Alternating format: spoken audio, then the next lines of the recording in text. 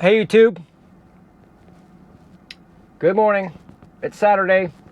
I'm going to do a quick Memorial Park drive and discussion about maybe some 5G stuff on the way. I don't really have a studio to sit there in front of a mic and have a conversation right now that's set up right, so I'm just going to keep using the car as the studio. Plus, I know a lot of people want to see the Memorial Park drive, so we'll see where it goes. I've got Memorial Park in there back. It's around about, it's a little bit chilly here in Florida. 39 degrees is pretty cold for where I live. I got the little cold weather recommendations prompt just as I was starting the vehicle this morning. Not bad on that turn, but I've got the route in here. This is our unprotected left-hand turn intersection, but we're taking a right-hand turn. And I am going to give you the full screen view, even though you won't see the route there, just because I think it's a little bit better perspective. Wide open to the left, no problem. Ooh, a little bit hesitant, and not bad boost there. All right, away we go. So this 5G issue, I know this, for those of you that are not listening in the United States, are probably like, what the heck is going on in the United States? We've been doing this for a while. And I've posted a link to a couple issue papers for the engineering types that really like to know power transmission, antenna, tilt angles and things like that. But the high level story is in February of 2020, the FCC licensed to many telecom providers, of which AT&T and Verizon were the largest two.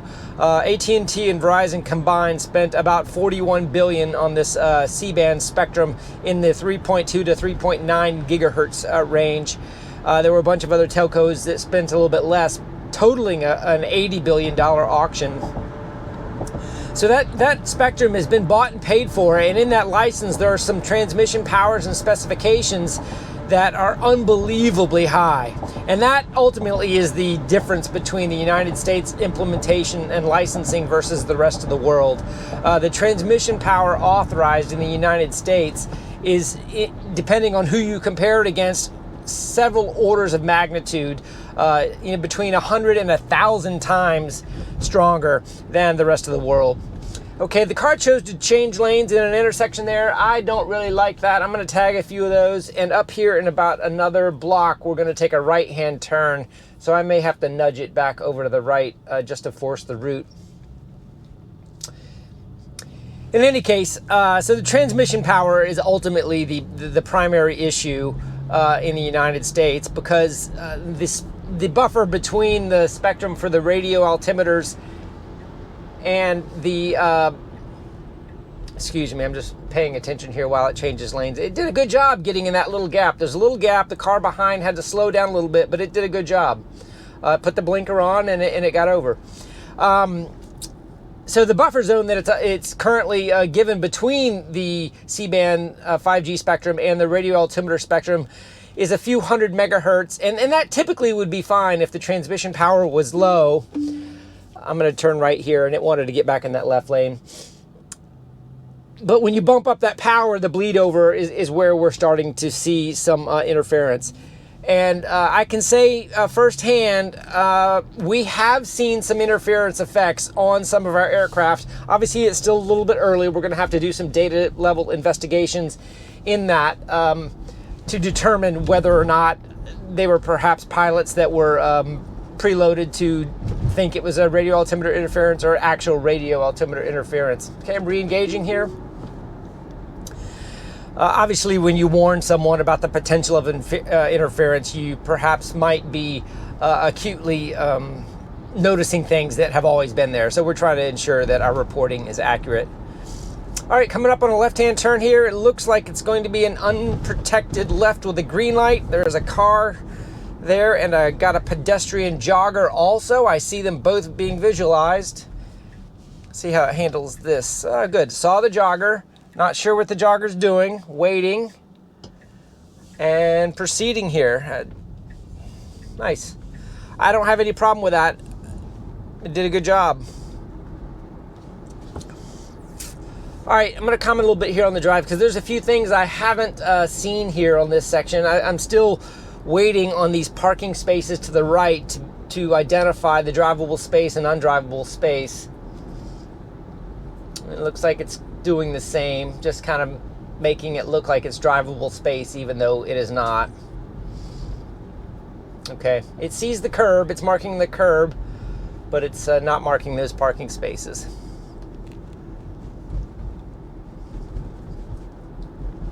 All right, we got a double stacked red light here, which means it has to determine which one is controlling based on which stop line.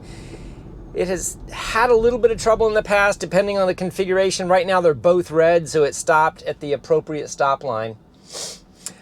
Commenting here on this visualization, we got this crosswalk area is no longer, jiggly lines like it used to be a couple versions ago. And here in this rendering, it looks nice and smooth. I'm liking that representation much better. All right, we got this scenario with a green right arrow. We're going straight with a red light. It needs to stop. And it was going to stop. It got a green and now it's proceeding. Okay, got a little bit of cone action up here. It's got a little bit of construction. Looks like it's identifying that, going around it with the path planner just fine. Little bit of a brake action there. I think it saw this car and was determining whether or not it was parked or moving. I do have a car pretty close on my tail here. I'll kind of represent it there. You can kind of see it for a second, that car right behind me with that full screen preview that really does look amazing.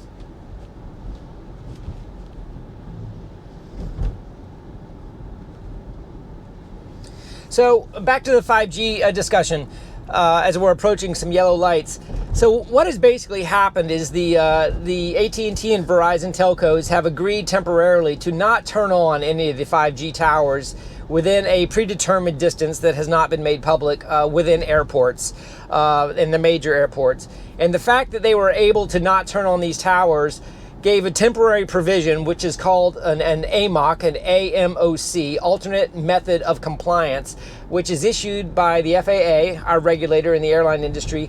And if your radio altimeter on your aircraft type and your radio altimeter part number has been evaluated by the manufacturer, so this is not an airline evaluation, it has to be done for us by either Airbus or Embraer, and that radio altimeter protection zone can safely fly within proximity of towers that are turned on, then you're allowed to land at these airports. So that is why the CEOs came out this week and publicly stated that the crisis was averted, was because doing a right turn here on red, it's creeping forward for Viz, it's wide open, so it should be able to go no problem.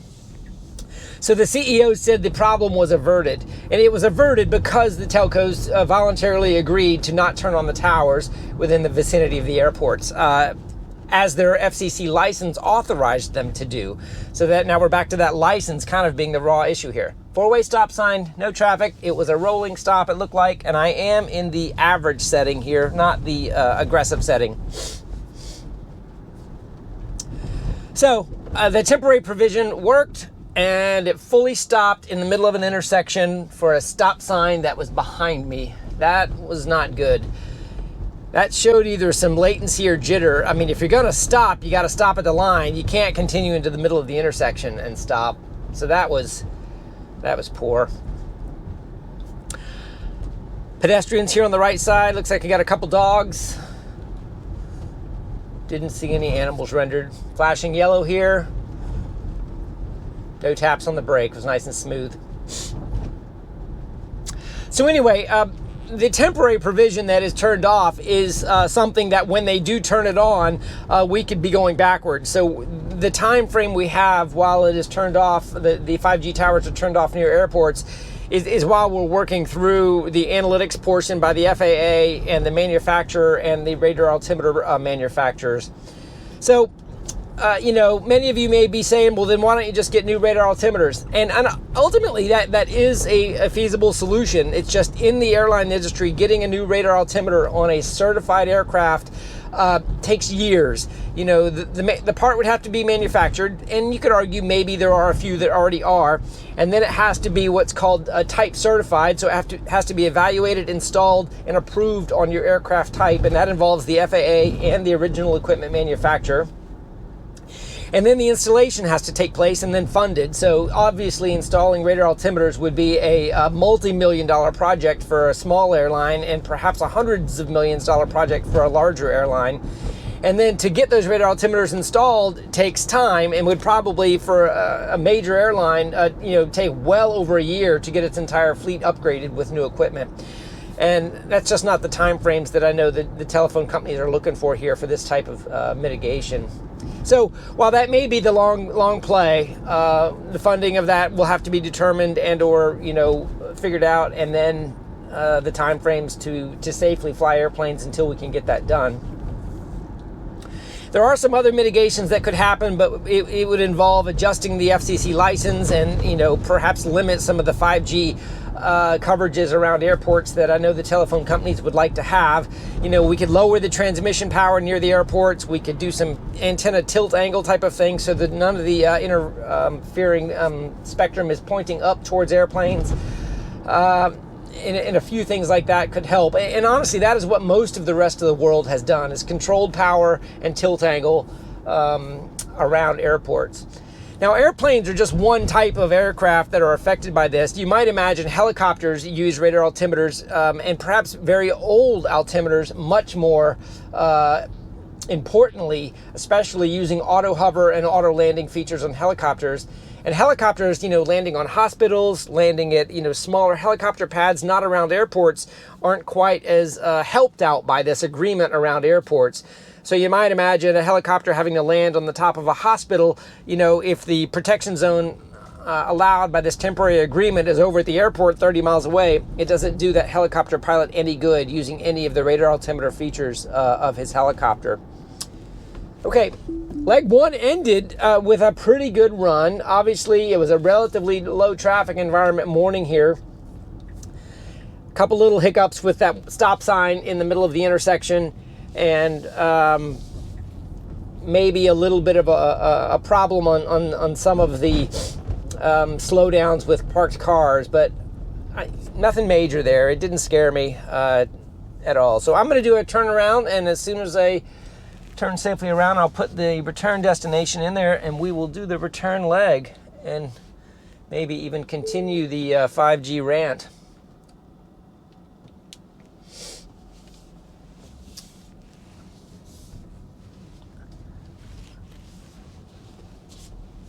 All right. Looks like we've got our route in there.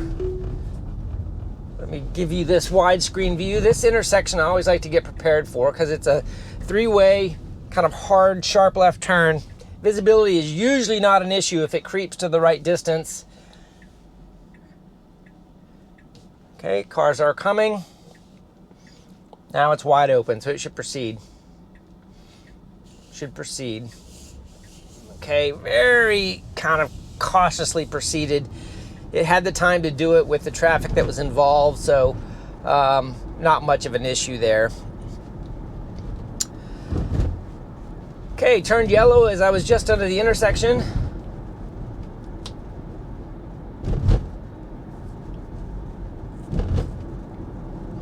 Didn't pause the brakes at all, so that was fine. Anyway, I know some of you are interested in this 5G discussion. I'm only mentioning it because some have asked my opinion on it. I know it is controversial. There are two sides to every story. It is frustrating, without a doubt. The amount of effort being put on by the airlines to operate in this environment, and the amount of effort by the telephone companies to not have the bandwidth that they paid for to be used and invested in is equally as frustrating. But I do feel that the safety of the airline national airspace system and the traveling public is being preserved at the moment, and I think that if you are traveling, you should feel safe and comfortable that the right precautions are being taken until they can be evaluated. All right, that's probably enough on that, unless I randomly think of something here in a little bit.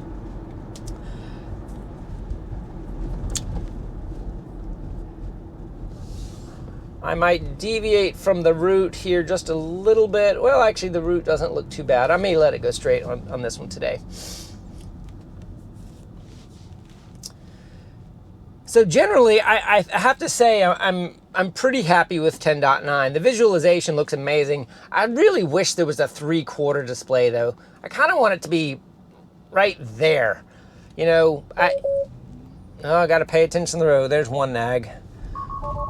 Oh, cruise control unavailable. Don't know what that happened about. Okay, so I disengaged, took over manually there. There was a bust to the left. We'll have to look at that in post and see if we can figure out why that happened. Interesting visualization here. Look at that. What's going on? Something's stuck. I think we had a little bit of a crash. Wow, that's not good. I'll just keep driving here manually until I guess the Viz comes back. I mean, I could possibly stop and redo everything, but maybe we'll learn something here.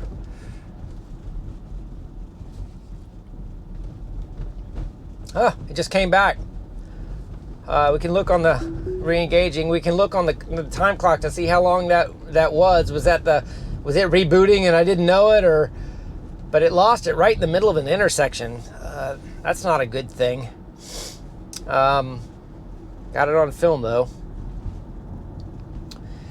Leave your comments down below if you think you know what that was about. Did you see something? I mean, the nag I got just a few seconds before that, I shouldn't have had anything to do with it, but a whole lot happened right there in a little bit of a sequence as I was also going through an intersection with a big bust to the left. Might be some interesting things there to digest. I'm a little late on that snapshot, but I'm gonna hit it as a marker. Coming up on a flashing yellow here, proceeding straight through.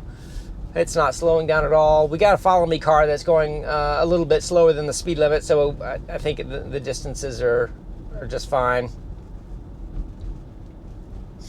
Building up a little bit of traffic behind us.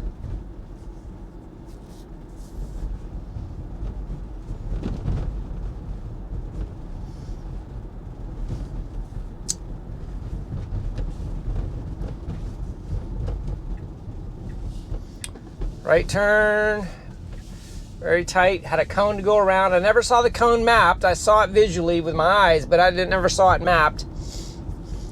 Okay, you got to go around a car here, up to a stop sign, and I think it's taking a left-hand turn. Here it is.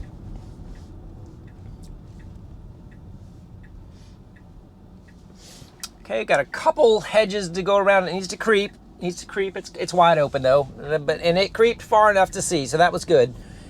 And then up to a red light. This is the same intersection we've come through before. We're just going back at it through a different direction. Now actually, I like where it is right now. It's on the left-hand side where if a car was turning right, it could go around me to the right and do a right on red. So this is where it should be. It's not hogging the whole lane.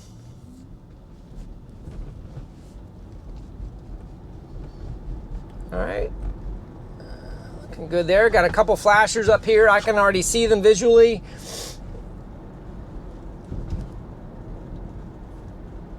Don't see them on the screen quite yet. There they are on the screen now.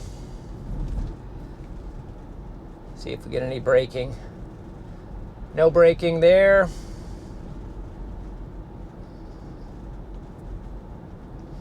A little bit of braking there. Felt a double tap.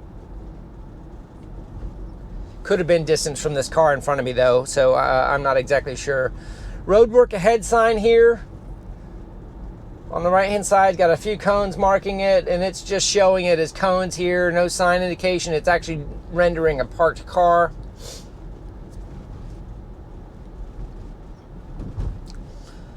I keep checking the route just to make sure it's going the direction that I would like it to go, and it's going the direction. I'm not using waypoints today. Perhaps I should be. Obviously, with the waypoint features, the way it's implemented, you have to delete them before you get there. Otherwise, the car expects you to stop.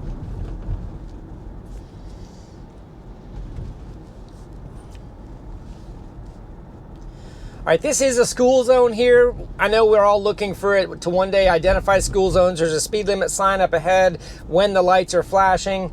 It's not slowing down to that. There is a temporary construction speed limit sign of 20 there in that amber, and I don't think it did not change for that. So it knows better. And there's a speed limit of 20 right there in a regular sign, and it didn't change for that either. Interesting. And then now we're just here exiting the school zone. This is a very broad and complex intersection here. You can see the visibility is masked pretty much by this car next to me and ahead. It's not rendering all of it, but I'm already in the correct lane, so I'm just going up here to take a right.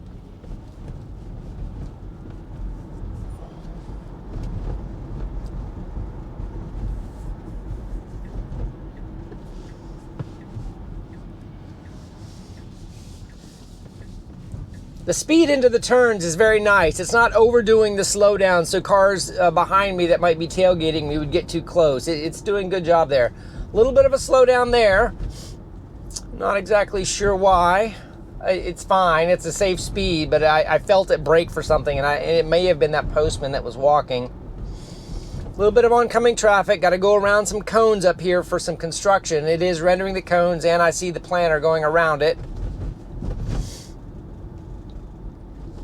I think I just said planter, but the path is what I meant. All right, now coming up here, we've got an unprotected left. It has failed gloriously on this one in the past. I'll just show you here on the map. We are crossing the the highway. To the left is a intersection with a stoplight that can control traffic and create some nice gaps. I'll try to hold it there. All right, stop. It needs to creep. Okay, the light has controlled the traffic from the left, so it can proceed, and it's wide open. It should go all the way across and through. Okay, so if you've watched my unprotected left video, it doesn't have any problems doing the maneuver if it doesn't have to find a gap on the oncoming or traffic on either side. In that scenario, it got to a good point. There was no traffic, and it proceeded. Nice job.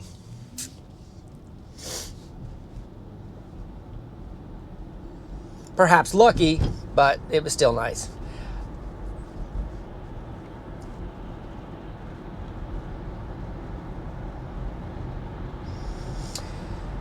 Definitely is rendering the other side of the road here very nicely. Colors on the opposing curb are rendered much sharper than I remember before. And on this full screen view here, you definitely can see quite a bit more than I think you could on 10.81. For sure, rendering in that distance much better. And others had said that before me. So here at this intersection, I'm going to go bird's eye view a little bit and just show off this full screen. That angle shows quite a bit. That's a lot going on there. Obviously, seeing further ahead with the camera that has better range. This is just the rear view wide angle that doesn't have near the range, but it's doing a pretty good job with things that are close by.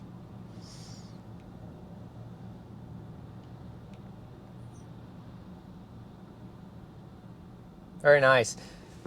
Much less jitter on these lines. Obviously, it's kind of hiding them when it's uncertain, I think, a little bit better than before when it was just kind of letting them jitter.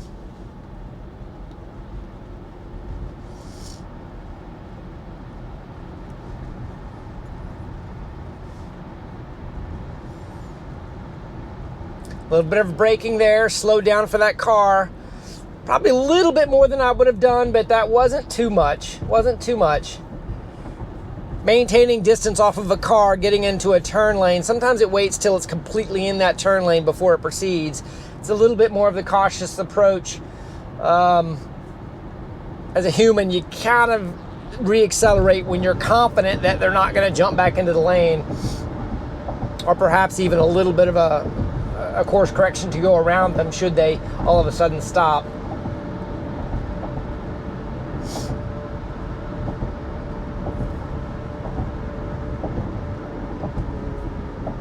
All right, another red light intersection here. This light is usually pretty short. Sometimes it turns green just as you're pulling up.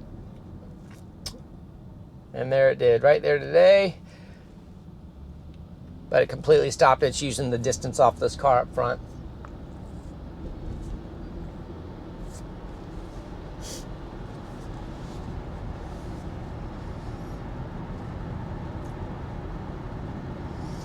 All right, one more left turn at a stoplight. Could be unprotected if the light arrow isn't on.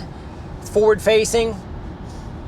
But generally, I think, you know, other than the FSD crash and a couple little incidents, this was a decent drive.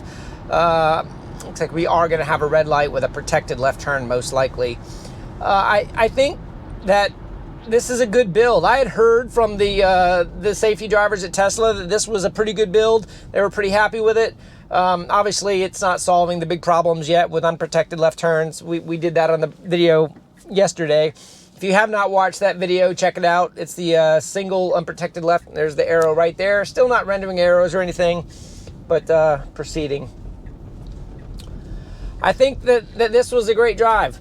The crashing of an FSD computer isn't something that can happen, you know, once we get out of beta. Obviously, they've got to solve that, you know, that crashes such as that, you know, obviously at inopportune times in the middle of intersections, if there wasn't a driver in this seat, can't happen. So that reliability has to come up. I hope those aren't indications of overload of the neural network chips or other sort of things, and it's just code that's got some issues. But we'll figure that out as we go along. Looks like the video is going to be a little less than a half an hour.